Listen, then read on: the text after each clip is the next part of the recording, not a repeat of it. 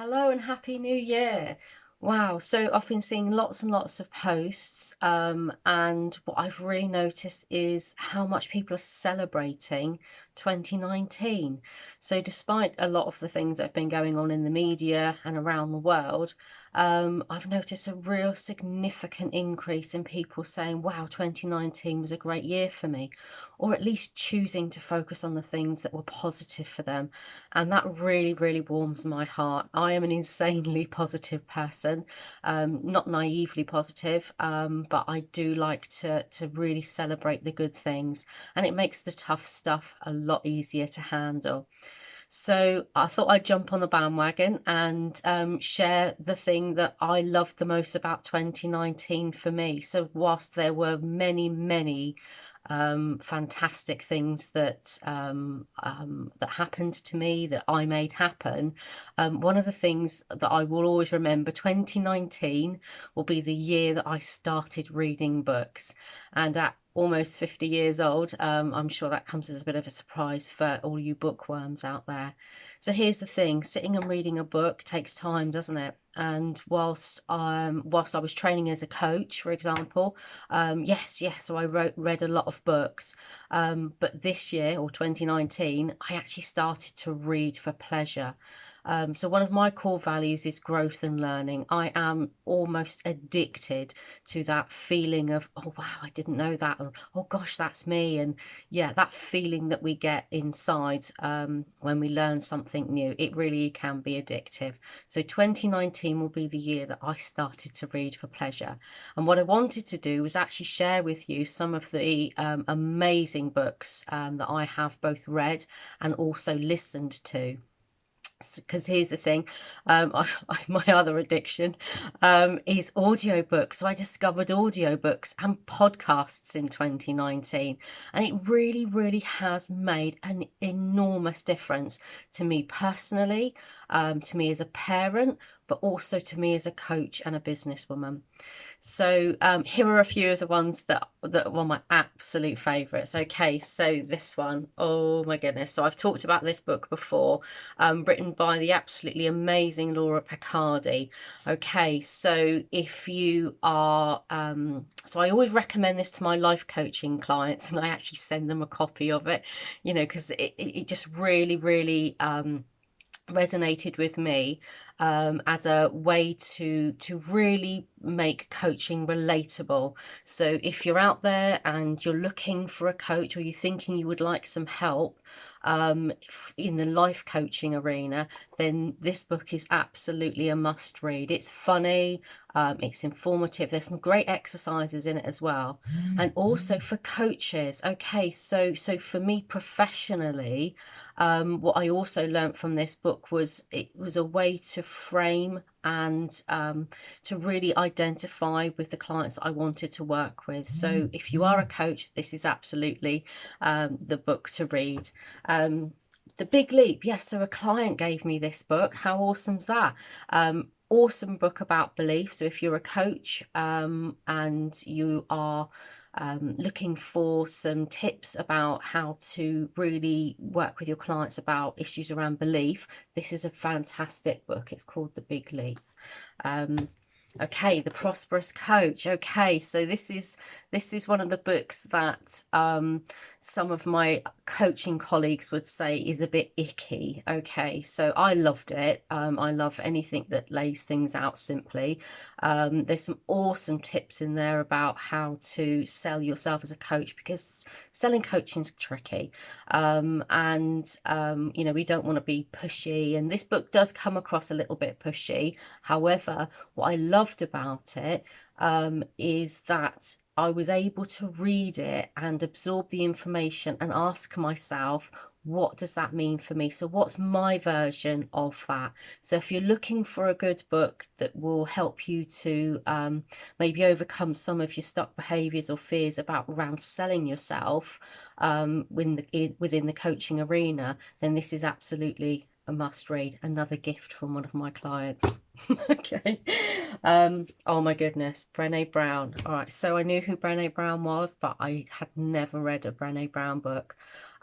So I have listened to all of her books, so Rising Strong, Daring Greatly, Braving the Wilderness, and Dare to Lead. And oh my goodness, it will change your life. So if you're a parent, her books are amazing. If you are in business and you are looking for to work more emotionally intelligently with your clients, or with your employees, for example, yeah, so understanding who we are, our values, the power of vulnerability. Okay, so so this is the book I wish I'd had when I was at school, trust me. Okay, and yeah, so, and Daring Greatly as well. Yeah, absolutely awesome, amazing books. Okay, Dan Meredith. Wow. So there's a bit of a theme with some of my books, and most of them contain a lot of F-bombs. This one is amazing. So if you're not a fan of the F-bomb, then yeah, maybe avoid it. However, this guy is brilliant. If you're on Instagram and you want to follow somebody that's going to make you laugh and teach you something at the same time, I thoroughly recommend Dan Meredith. Yes, he's got a style and it's amazing. Not for everybody, but that's the thing with being an entrepreneur. You're not always going to be for everybody, and understanding that and embracing that really is the key to success, and he has absolutely done that. So yeah, he's really funny, he's great. So this is a book about entrepreneurship, his journey, so probably sways more towards the male perspective. So you gentlemen entrepreneurs out there will love it. You young guys will love it too. However, for you lady entrepreneurs, it's amazing to see something from a different perspective, and he really is funny. So if you're not afraid of the F-bomb, 100% recommend that. Yeah, so the theme continues. Mark Manson, wow, what an amazing book this is, and so unexpected. I don't know what I thought it was going to be about. I had an idea. It wasn't anything like I expected, and this was a recommendation from a lovely lady in one of my networking groups, and yeah, amazing, really so it talks about values and how we can hold, yeah, really crappy values sometimes, and yeah, the story of hope. So we have nothing if we don't have hope, do we? And this one, yeah. So Grow Your Tribe. Lauren Bradley. Sorry about that, Lauren.